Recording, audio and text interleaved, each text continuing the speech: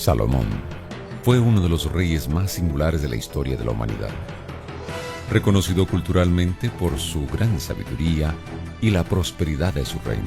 Científicamente, la existencia de este personaje ha sido puesta a prueba. ¿Realmente Salomón existió? ¿Qué evidencias comprueban la magnitud de su reinado narrado en las Sagradas Escrituras? En búsqueda de respuestas, aquí comienza Evidencias.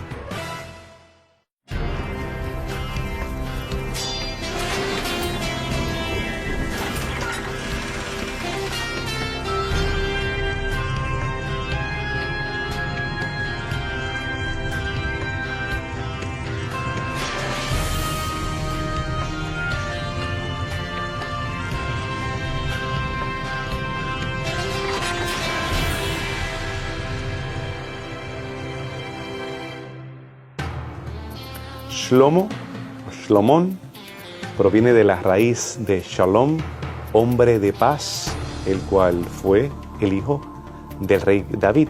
Tenemos que David tuvo a Betsabé como una de sus esposas y entonces Salomón es hijo del matrimonio de David y Betsabé.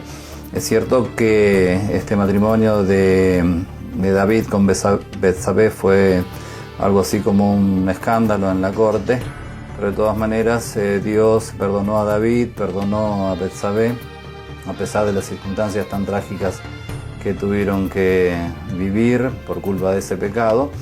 Y de alguna forma la manifestación del perdón de Dios se da en el hecho de que Salomón, hijo de David y Betsabé, ocuparía después, dentro de los diferentes candidatos que había para ocupar el trono, Salomón fue el elegido de Dios. David fue conocido como un gran estadista y un hombre de guerra, un estratega quien pudo conquistar reinos y hacer las paces con algunos de los fieros enemigos de Israel. Su hijo heredó un reino ya establecido, un imperio de la época de hierro. Sin embargo, Salomón no se enfrascó en las guerras que tuvo su padre.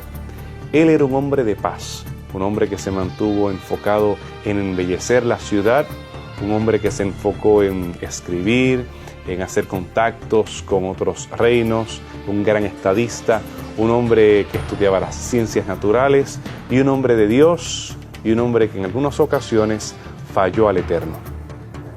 Según lo que nos cuenta la palabra de Dios, Salomón heredó del padre, por supuesto, mucho de su sabiduría. Se conoce a Salomón como el sabio Salomón, pero tenemos que ver que David fue poeta, fue arquitecto también, fue músico, fue guerrero. Era un hombre multifacético y no era de extrañar que de sus entrañas saliera el hombre a quien se consideró como siendo el más sabio. Él adquiere sabiduría después de un encuentro personal que tiene con Dios en Gabaón a través de una visión, cuando él, una vez sentado en el trono de Israel, siente que gobernar a ese pueblo iba a ser una situación para él difícil, estresante. Entonces se siente incapaz y él le pide sabiduría a Dios. Cuando Dios le dice, bueno, ¿qué quieres que te dé Salomón? Salomón pide sabiduría, no pide poder, ni fuerzas, ni riquezas, no pide poderío militar, sino que pide sabiduría de parte de Dios para dirigir a ese gran pueblo. Y entonces Dios se complació por este pedido, porque vio que este hombre joven era muy realista y Dios le dio la bendición para que sea un buen gobernante, prometió acompañarlo para ser un buen gobernante y además lo prosperó en otros aspectos de la vida, ¿no? Económicamente y en muchos otros aspectos. Y bueno, cuando fue viejo, dice la Escritura que las diferentes esposas que tuvo torcieron su corazón y lo apartaron de Dios. Pero el libro de Eclesiastés atestiga de su arrepentimiento y él cuenta allí cómo esos años dedicados a esa vida apartada de Dios fueron años de vanidad. Justamente la palabra vanidad caracteriza a ese libro, donde él de alguna forma frente al pueblo da testimonio de su arrepentimiento y de su nueva entrega a Dios. Así que nos queda a Salomón como uno de los grandes reyes de la historia de Israel, conocido como uno de los reyes más sabios, más pacíficos y más prósperos del tiempo de Israel. Las Escrituras presentan a Salomón como un rey muy sabio y gobernante de un reinado muy próspero. Pero, ¿existe alguna evidencia que compruebe la historicidad y la magnitud de su reinado? Hay evidencias arqueológicas, por supuesto que en primer lugar las evidencias históricas o las informaciones históricas las tenemos en las Sagradas Escrituras. El reinado de Salomón está registrado en el primer libro de los Reyes de Israel. En lo que respecta a las evidencias exteriores, hoy en día hay cierta discusión con respecto de que si se puede comprobar o no ese gran reinado extraordinario de Salomón que la Escritura menciona. Podemos nosotros entender el vacío de poder que hay en Palestina, en Siro-Palestina, durante la época de hierro. Es un vacío de poder dejado por los grandes imperios que anteriormente habían luchado por controlar esa parte del mundo, ese puente que unía África, Asia y Europa. Pero estos reinos colapsaron, estos grandes imperios que durante la época de bronce habían florecido, ya para la época de bronce tardío comienzan a colapsar uno tras otro, por diferentes razones: hambrunas, terremotos, invasiones. Los hititas colapsan, Egipto también, los Mitanni, asirios y babilonios ya no tienen el poder de antes, y ahora solamente en la época de hierro tenemos al reino de Israel teniendo control de estas vastas áreas que antes le pertenecían a otros. Aparte de esa evidencia que llamaríamos circunstancial, no tenemos inscripciones mayores en los anales de estos grandes reyes haciendo referencia a Salomón. Solamente tenemos la evidencia arquitectónica de algunos de los legados que él dejó en Megiddo, en Hatzor, en Geser, algunas de las entradas salomónicas, establos también de las caballerizas de Salomón. Esos testigos mudos, evidencia arquitectónica de la obra que hizo Salomón, es lo único que tenemos hasta nuestros días.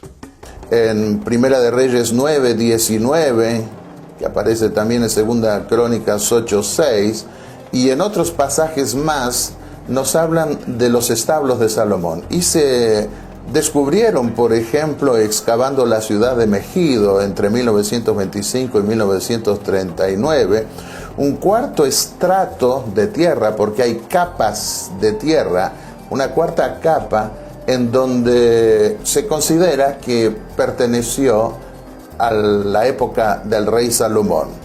Y allí se descubrieron 2 establos capaces de albergar 450 caballos. Si ese establo fue levantado, o esos establos que se encontraron fueron levantados por Salomón o por algún rey posterior o por algún otro personaje, no es cuestión tanto de discutirlo. Hay un hecho claro: existían establos de la naturaleza como nos habla la Biblia en relación con Salomón. Dice la Biblia que Salomón explotaba minas de cobre, y él explotó en la zona de Sion-Geber, en la zona de Edom, el sur, cerca del Golfo de Acaba. Y es interesante que en el 2008, hace muy poquito, también otra expedición arqueológica informa, el doctor Tomás Levy informa de que hizo un estudio y descubrió en ese lugar donde anteriormente ya una expedición norteamericana hace muchos años había investigado, descubrió los elementos que prueban de que allí había minas de cobre. Y eso, los estudios que realizó con herramientas modernas, especializadas, determinaron que se trataba de minas que fueron explotadas en la época del rey Salomón, es decir, en el siglo X a.C. Salomón fue un rey que se destacó entre los reyes e imperios de su época. Pero ¿cuáles fueron los grandes hechos de este monarca? Los grandes hechos del rey Salomón tienen que ver con la fama que él adquirió como persona, como estadista, y la unidad que él logró en Israel, la unidad política, la unidad religiosa de Israel, poniendo al templo, al santuario como centro de la adoración, poniendo en su correcto lugar de trabajo a los sacerdotes, trayendo la expiación para el pueblo de Israel, llevando un mensaje de salvación para las naciones, dándole el correcto lugar de trabajo también para los levitas. Por primera vez sacerdotes y levitas cumplen la misión que Dios había dicho a través de Moisés en la Torá. Así que la unidad religiosa, la unidad política y lo que es el gran poderío o desarrollo comercial de la nación israelita, que adquiere un protagonismo prácticamente como llegar a ser cabeza de naciones en el antiguo Cercano Oriente. Tal vez el hecho por el cual más se lo recuerda es la construcción del gran templo o del santuario, algo único y que llegó a ser una de las grandes maravillas del mundo antiguo. Pero otros hechos, diríamos, propiamente de su reinado, nos muestran que él se destacó por su notable sabiduría. Fue un rey justo, por lo menos en la primera parte de su reinado. Fue un rey muy admirado por todos, tanto por los israelitas como por reyes y pueblos de aquella época, ¿no? Muchísimos pueblos oían de la fama que tenía este rey, de tanta sabiduría, y todo eso contribuía a que el conocimiento del Dios de Israel, del Creador de los cielos y de la tierra, o sea, el conocimiento del verdadero Dios, también pudiera llegar a otras personas. O sea, que eso fue el hecho más importante. De hecho, tenemos el testimonio en la escritura de la reina de Saba, que viene del sur a escuchar de la sabiduría de Salomón y a ver la magnificencia de su reino y de todo su poderío. Otros hechos fueron, tuvo un territorio muy extenso en su tiempo, el pueblo de Israel, ya que todas las naciones vecinas, digamos, lo respetaban muchísimo y conservó el territorio que su padre David había ganado a través de muchas batallas, y le llevaban tributos anualmente, reconociendo la supremacía del reino de Israel. Esto fue un asunto positivo, pero al mismo tiempo negativo, ¿no? Porque un poquito la riqueza material eclipsó el testimonio espiritual que primordialmente Dios quería que diese el rey Salomón a todos los visitantes que llegaban a Jerusalén.